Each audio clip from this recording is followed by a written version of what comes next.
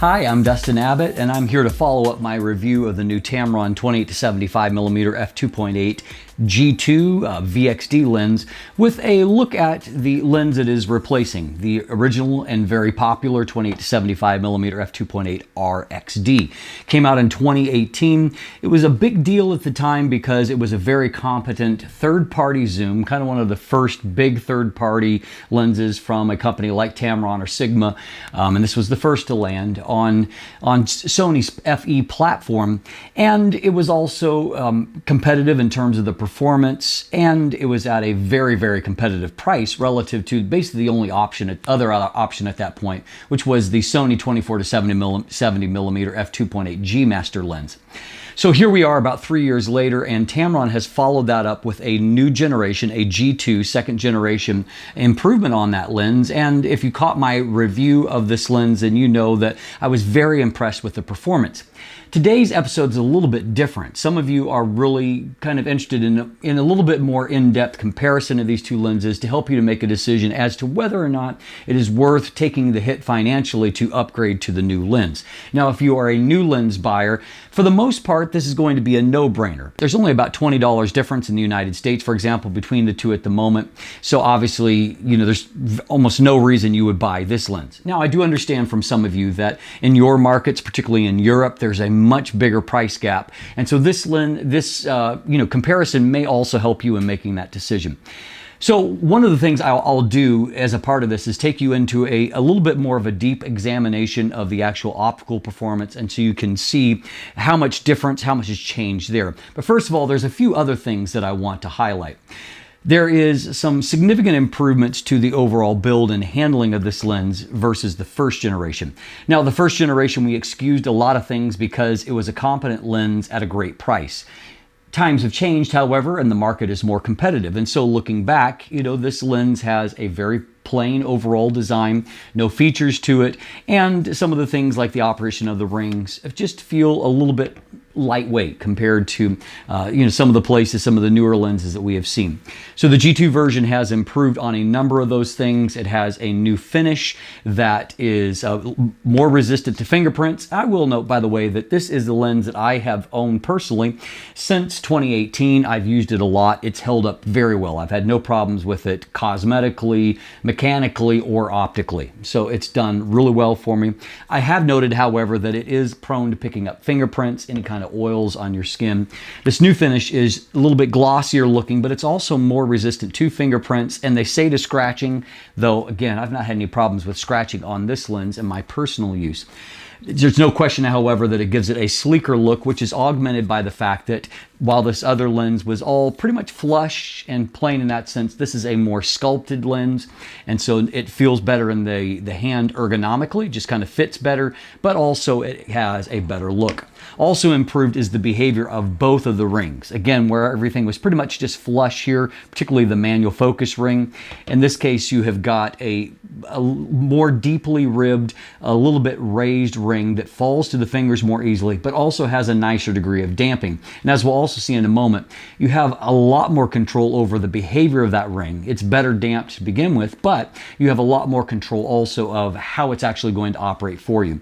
Likewise, the zoom ring the feel of it is better, but also the action of the zoom is a little bit nicer. And one kind of curious thing that I noted is that when they're both fully extended out, the new lens extends about 8 millimeters less. And so it is a little bit more compact when it's zoomed out. Why, I don't exactly know, but certainly something worth observing.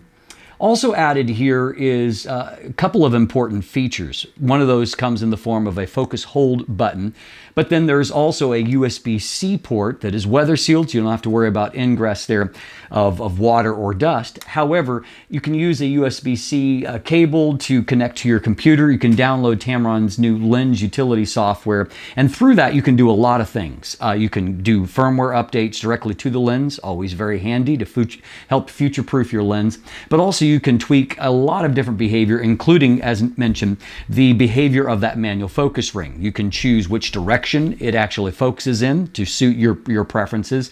You can choose how long the focus throw is. You can choose whether it would be linear or non-linear in operation.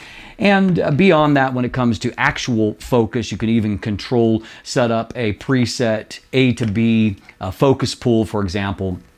And then there are other things that you can tweak. The behavior of this, you can choose whether it's going to operate as an AF/MF switch, for example. You can choose to kind of cycle between the focus ring operating like a focus ring or as an aperture ring. So kind of some cool things there that really do add to the functionality of the lens and allow you to customize it to your preferred way of operation. So some things that I really appreciate there. Also somewhat improved is the weather sealing throughout the lens.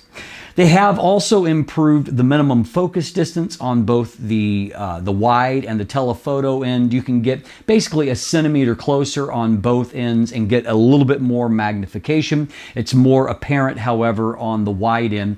More importantly to me is not just that you get better magnification, because already that was a strength of this lens, but because of the improved optics, which we'll get to in just a moment, there's also improvement in the overall image quality up close. And so that just adds a lot to the functionality. As noted, this is an RXD lens. This is a VXD lens. And the original RXD motor is something like Rapid Extreme Stepping Drive or something like that. This new one is Voice Coil Extreme Torque Drive. So, I mean, that's all kind of marketing gobbledygook for most of you. What's really probably the rubber meets the road issue is that the new linear focus motor in here has higher torque and higher speed as a byproduct. So much so, in fact, that Tamron claims that there is 100% improvement in speed from if you go from minimum focus to infinity. So that full rack, it's about 100% faster. So if any of you have been disappointed in your autofocus speed in certain situations, this lens is going to solve that. And the autofocus speed is basically as fast as anything that I've seen in any equivalent lens that is out there on the Sony platform. So I suspect no matter what you want to do with this kind of focal length, you're going to be able to do it because of that improved focus speed. And I had very good performance throughout my testing period when it comes to that. So great things there. But there surprisingly are some significant improvements to the behavior of the optics of the lens in some obvious and some more subtle ways. And so we're going to dive into those together and highlight what really has changed and improved. Let's take a look at it. So let's start by breaking things down with vignette and distortion. There isn't a huge difference in terms of the overall distortion here. I had a tiny bit less with the new lens. They both correct fine, as you can see. However, you can see just a little bit of an inversion here at the corner to get a straight line here. It's just a tiny bit less linear, and I needed about 1 or 2% more correction on the older lens. So some improvement on that end. Now, what's interesting is that as you move throughout the zoom range on the new lens, the distortion actually increases a little bit relative to the old one. And so here at 45 millimeters, you can see that there's definitely more pincushion distortion than what we saw, and it's not an identical 42 millimeters on the older lens. So, you know, there's some give and take in that regard, I would say.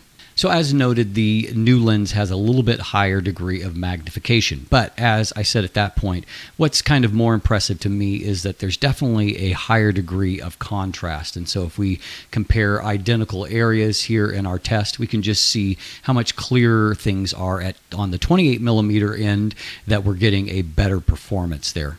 Likewise, on the telephoto end, 75 millimeters, once again, you can just see that contrast is improved. You'll also note that we'll kind of see as a trend that I find that the colors are just a little bit more consistent. There's a little bit of a yellowish warm tinge to the older lens that is replaced by just more precise color rendition on the newer lens. But also, as you can see here, a little bit better magnification and a little bit better contrast. So on a 50 megapixel alpha 1 at 200% magnification, always I'm keeping the new lens on the left, the older lens on the right. So we can see in the middle of the frame that both of them look really, really great, really, really sharp. I don't know that one looks any better than the other in the center of the frame. Moving towards the mid frame, you know, there's a mild improvement on the new lens. You can see in just some of the textures, but you know, you'd have to look really close to detect it. Down into the corners, however, is where the improvement is, where you can see this new lens is really sharp right down into the very corners, whereas the old lens is quite obviously softer. So your main improvement at 28 millimeters is an improvement to edge performance. So the question is does that advantage continue on as you stop the lens down? Let's take a peek at that. Center of the frame at f5.6, they're both like brilliantly sharp, though I do think that the new lens has a little bit more contrast, as you can see, just a little bit more pop there, which is kind of a generalized trend. Here too, it looks better still. The textures are, you know, definitely improved.